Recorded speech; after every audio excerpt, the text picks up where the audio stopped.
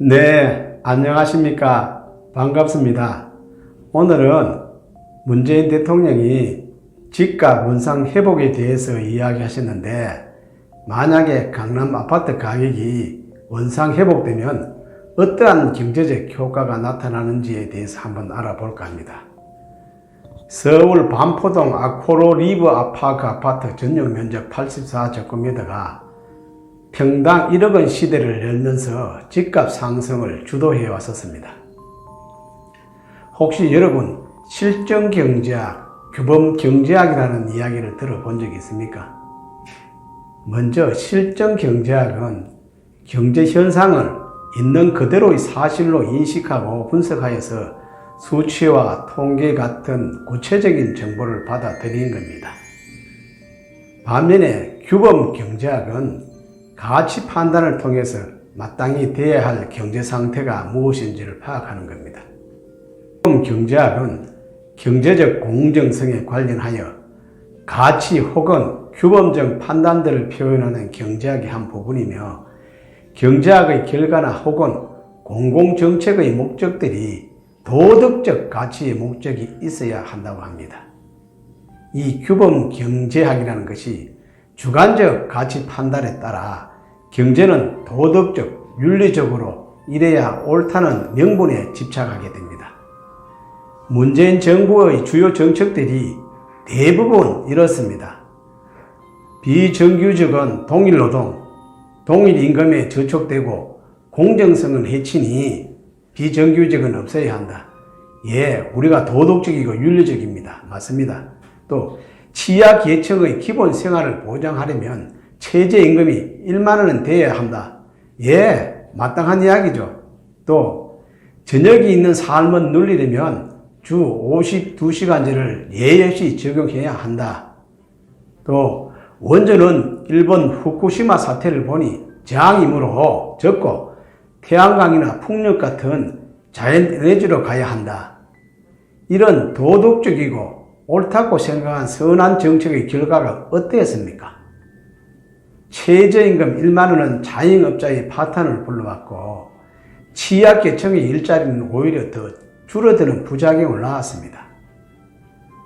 주 52시간제 일률적인 적용은 미래 산업 경쟁력을 떨어뜨리는 걸림돌로 작용하였으며, 비정규직 제로는 치열한 경쟁을 뚫고 들어온 정규직이 불공정하다며 막았습니다. 탈원전은 반세기 걸려 축적한 기술력의 해외 유출과 또 다른 환경 훼손을 불러오고 있습니다. 세상을 너무 쉽게 본 선한 정책들은 현실에서는 통하지 않는다는 것을 보여줍니다. 그런데 문재인 정부는 부동산 정책도 규범 경제학적 방식으로 접근을 하고 있는 것 같습니다. 자금의 집값 급등은 한 줌도 안 되는 강남 투기 세력이 운영이고, 만악의 근원인 이들을 박멸하면 모든 문제가 해결될 거라는 것입니다. 그러나 투기 세력을 잡겠다는 명분으로 시행한 징별적 보유세와 공시가격 인상은 애꿎은 세입자들에게만 전가되어 월세가 급등하는 부작용을 낳고 있습니다. 9억 초과 아파트의 대출 규제는 9억 이하 아파트의 매수 증가로 인해 잠잠하던 중위권 아파트 가격 상승까지 유발하여 실수요자의 내 집 마련을 더욱더 어렵게 하고 있습니다.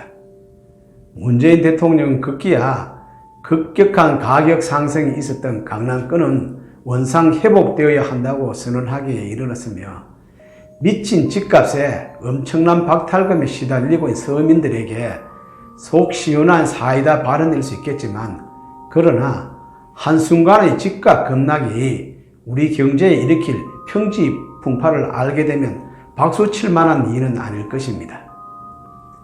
문 대통령의 말씀대로라면 서울의 강남의 대장주인 반포동 아코로 리브파크 전용 면적 84평방미터 아파트의 평당 가격이 1억인데 2017년 5월 이전 가격이 18억이었습니다.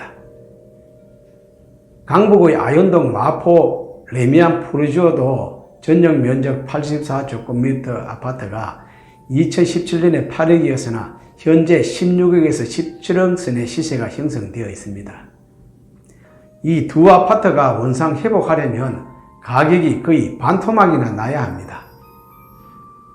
강남이나 강북의 대장주들이 가격이 절반으로 떨어지면 서울의 비강남권과 수도권 외곽 아파트의 값도 바로 직격탄을 맞게 됩니다.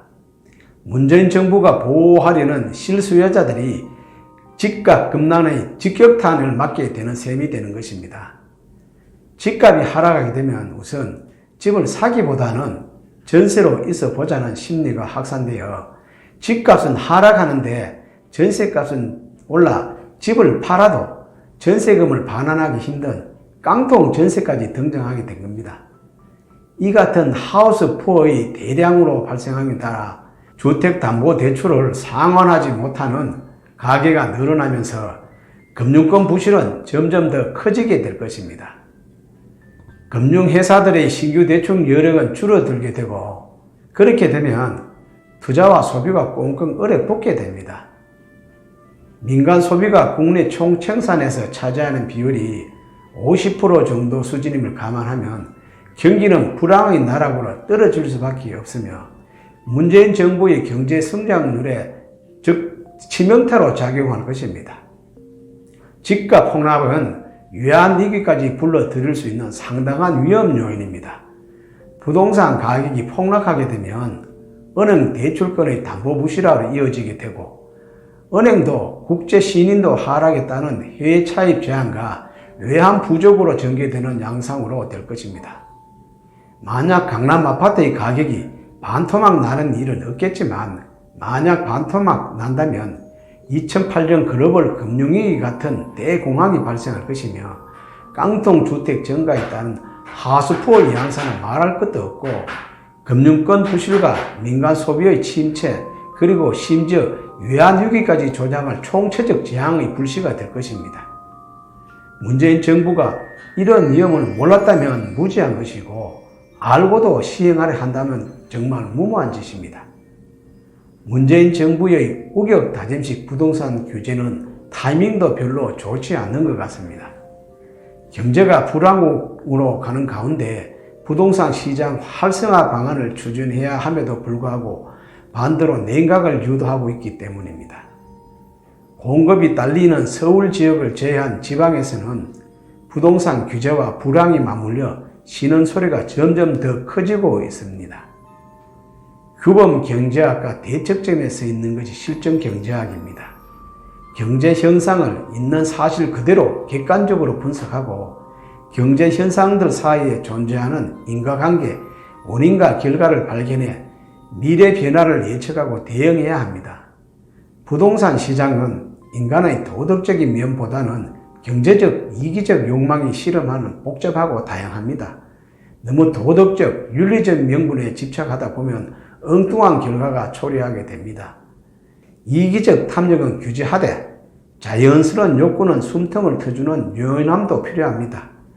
부동산 시장을 너무 주관적, 도덕적, 윤리적 관점으로 볼 것이 아니라 다주택자나 강남의 투기 세력이 집값 상승이 원룸이다는 이러한 도덕적, 윤리적 관점으로 볼 것이 아니라 현실을 직시하는 객관적인 경제정책, 실정 경제학의 방법으로 풀어보는 유연함이 필요하지 않을까 생각해 봅니다. 네, 제 이야기는 오늘 여기까지입니다. 감사합니다.